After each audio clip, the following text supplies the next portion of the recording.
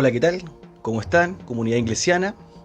Hoy día nos vamos a encontrar con un programa especial que va a estar en nuestro canal de Historia Activa y en nuestras redes sociales. Y referente al 21 de mayo, precisamente, a este combate naval de Iquique y globalizándolo, ¿verdad?, en el ámbito de la Guerra del Pacífico. Por lo cual, hoy día tenemos invitados especiales para este programa. El historiador local, ¿verdad?, vileño, Joel Avilés, quien nos va a presentar también parte de sus obras. Él ha realizado 2 libros, uno referente a la participación de la provincia de Coquimbo en la Guerra del Pacífico. A la vez también tiene su libro Casuto, El Dorado Vileño, y una amplia trayectoria en participación en cuanto al ámbito de estos conflictos bélicos, ¿verdad?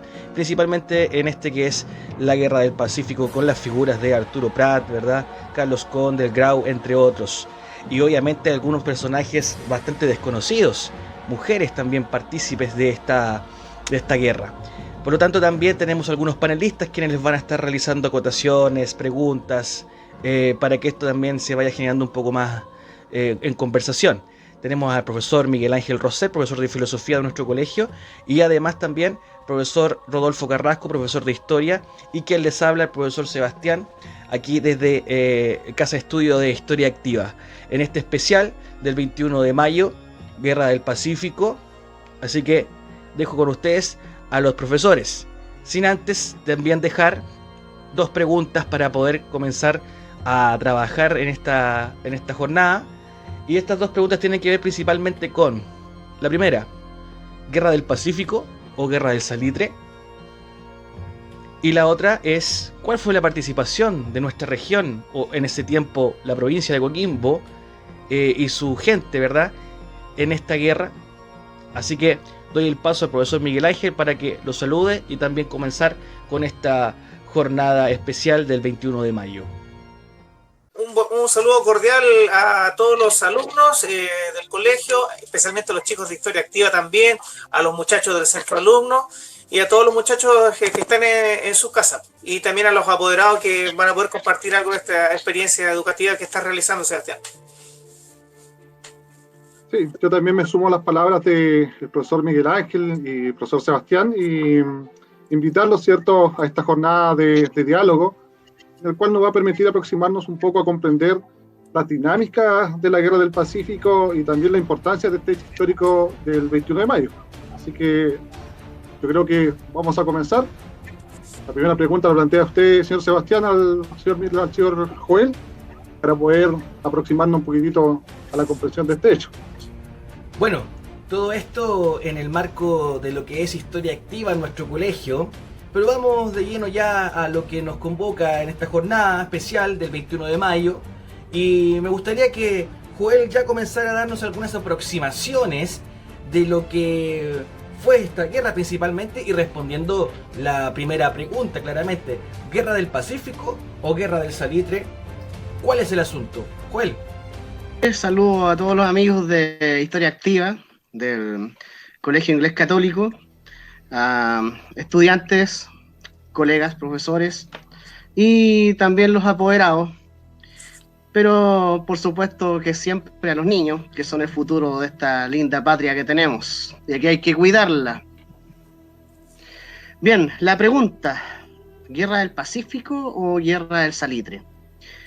Bueno, como conversábamos fuera de cámara, todas las guerras tienen un componente económico importante, y sin duda que el detonante final es la propiedad sobre un territorio ricamente conformado por recursos naturales, en este caso mineros, y en este caso el salitre, que se utilizaba de 2 formas: primero como fertilizante a través de un proceso químico, y luego como componente importante para hacer pólvora. Así es que los países industrializados mantenían esta digamos, preocupación por este territorio que lo tenía Perú, Bolivia y una parte Chile. Por lo tanto, los intereses eran tan fuertes, tan importantes, que van a llevar a que exista una presión hacia los gobiernos de estos países para resolver cuestiones limítrofes y asegurar el mercado a través de la propiedad, y que intereses de estos países estén en la industria local. Son, por tanto, un factor importante económico y de la guerra del salitre. Pero guerra del Pacífico es porque se pelea por toda la costa sudamericana, involucra a 3 países, a 4 en realidad, si contamos a la Argentina, que va a estar ahí de una manera oculta, esperando, porque tiene que resolver un tema territorial en el sector sur con Chile. Y finalmente, como tiene intereses en todo el Pacífico, se genera también una expansión de marina mercante de ambos países, y también está presente las marinas de diversos países. Como afecta a toda la región, y sin duda cambian las fronteras para siempre, o por lo menos por lo que conocemos desde hace 141 años de nuestro subcontinente, es también una guerra del Pacífico. Está bien involucrado, sobre todo porque los principales estados de esa época, entendiendo que ni México ni Estados Unidos todavía poblaban absolutamente su costa pacífico, como hoy en día es el gran desarrollo que tiene California, y los países que tienen costa pacífica también en Centroamérica aún no desarrollan grandes complejos económicos. Fue el enfrentamiento finalmente entre los 2 colosos del Pacífico de esa época, nuevos colosos que estaban construyéndose, que era Perú y Chile. Aquí también se da la lucha entre Valparaíso y Callao, por ser el puerto hegemónico de la costa Pacífico, y que va a nutrirse de estas colonias que se están instalando, de toda la producción industrial que viene del primer mundo, sobre todo de Inglaterra, Alemania y los Estados Unidos. Así es que, para mí, si bien el componente económico es indudable, la palabra guerra del Pacífico me llena más. Por lo tanto, estaríamos hablando de que el inicio de esta guerra tiene que ver con el ámbito principalmente económico, entonces, que finalmente va a detonar este conflicto bélico entre Chile y, en primera instancia, Bolivia. ¿Sí? Si no me equivoco, Joel. Hay un transcurrir histórico que viene de finales de la colonia, que es esta competencia entre Valparaíso y Callao. Durante toda la colonia, Chile dependió económicamente del Perú. Cuando en Chile la guerra de Arauco y los reveses, terremotos, ataques de corsarios, pestes que hubo en el país, maremotos, vulcanismo, confabulaba para que los españoles quisieran irse de Chile, de lo que hoy día llamamos Chile. Era muy difícil vivir en la colonia acá. Entonces el rey de España creó un fondo para mantener a Chile, y esto costaba mucho el erario peruano. Por otro lado, los comerciantes chilenos, en este caso, tenían obligadamente que comerciar con los ricos comerciantes de la capital del imperio, de Lima y de Callao, que imponían sus condiciones y sus precios. Por tanto, cuando Chile comienza el proceso independentista junto a los con apoyo argentino, y entre comillas liberan Perú, no por nada se destruye también la marina mercante realista, entre comillas, pero que en realidad era peruana, porque Chile, a través de Lord Cochrane, se dio cuenta que necesitaba de alguna forma sacar esta competencia peruana. Sin embargo, no lo logran, porque como ustedes saben, se pelea San Martín con Cochrane y se devuelve. Entonces, esa situación va a ejercer presión sobre el mercado chileno, tanto que va a hacer caer los negocios después de Diego Portales, en la década de 1820, finalmente. Va a ser una competencia tremenda durante la época de cuando está Joaquín Prieto, sobre todo porque Perú se niega a pagar la deuda contraída con Chile, este empréstito en Inglaterra, que era 1 millón de libras esterlinas, ¿cierto? Pero con un 50% gravamen por año si uno se atrasaba. O sea, Chile lo pagó recién en la década de 1860. Entonces luego viene la guerra, la Confederación Perú-Boliviana, ¿cierto? Que Bolivia, aprovechándose de que había una guerra civil en Perú y que se había separado en 2 países, Nor y Sur Perú, lo invade, mata al presidente del Perú, lo fusila, ¿cierto? A Salaverry, y Agustín Gamarra lo deja en Lima y se convierten en una confederación que hace presión con el mercado chileno y le sube los impuestos al trigo chileno. Chile, a su vez, con Portales le sube el impuesto del azúcar. Entonces se va a llegar a una guerra económica. Y en una época que no se conoce el salitre todavía, las bondades del salitre. Entonces ya había un resquemor tanto de las élites de los 2 países, que no confiaban en la una en la otra, y de los comerciantes. Porque hablemos claro, el chileno común y corriente o el peruano común y corriente mestizo del campesinado no tenía ningún problema con el campesino peruano o el campesino boliviano o el obrero, porque ellos no entraban en estas grandes discusiones de mercado. Pero sin duda cuando se va a la guerra, se gana la batalla de Yungay y después se crea todo un léxico, todo un discurso nacional en el país de que el roto chileno por fin es héroe, ¿no? Porque la independencia habían sido los Carrera, los O'Higgins, los Freire, que eran de la élite, ¿cierto? Y aquí hay un componente de mapuche incluso, ¿cierto?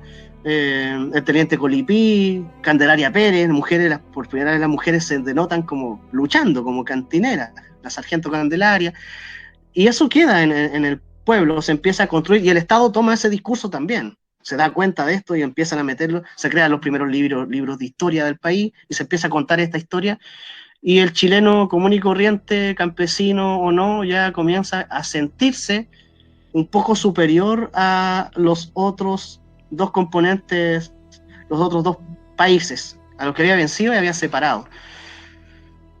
Así es que hay una lucha económica y también en el mundo de las ideas y de la construcción país. El enemigo de Chile ya no es el español.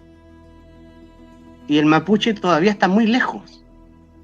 Todavía el Chile de la época de 1840, 1850 todavía no ve al mapuche como un enemigo o sus tierras para tomarlas, lo que va a ser después en un momento de expansión. Entonces el enemigo es el peruano. Entonces se empiezan a ocupar estos términos. Por ejemplo, al peruano se le dice cholo y al boliviano se le dice cuico. Hoy en día a la gente le dice cuico a la gente de Alcurnia, pero la palabra cuico viene del antiguo aymara y que significa gusano. O sea, es un término despectivo. Entonces uno lee las fuentes durante el siglo XIX y al boliviano se le trata de cuico. Y los abuelos, los bisabuelos, nosotros cuando entendían cuico por boliviano.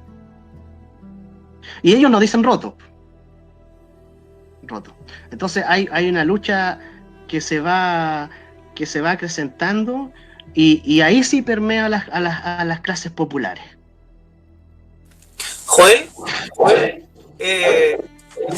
podemos decir entonces, o podríamos decir entonces que en in situ la causa de la guerra es netamente económica, pero el contexto geográfico, como bordea toda la costa del Pacífico, de ahí ya viene el nombre de Guerra del Pacífico. Pero la sustancia y la esencia misma de la problemática es de tipo económica. ¿ya? Lo que yo alcanzo a dilucidar, tú me corriges si me estoy equivocado. Y que a partir de esta misma situación se empieza a construir ya con el tema de la guerra, a construir un discurso nacionalista que apunta un poco a darle un poco la identidad y la idiosincrasia, porque como tú bien dijiste recién, la independencia fue dada quizás por los grandes próceres de la patria, pero ahora ya en este caso es el campesino, es el ciudadano de a pie el que está metido en esta lid, en esta lucha, y se empieza ya a construir un discurso que está prácticamente, de alguna manera, se quiere construir un discurso a partir de la misma guerra del sentido patriota y nacional.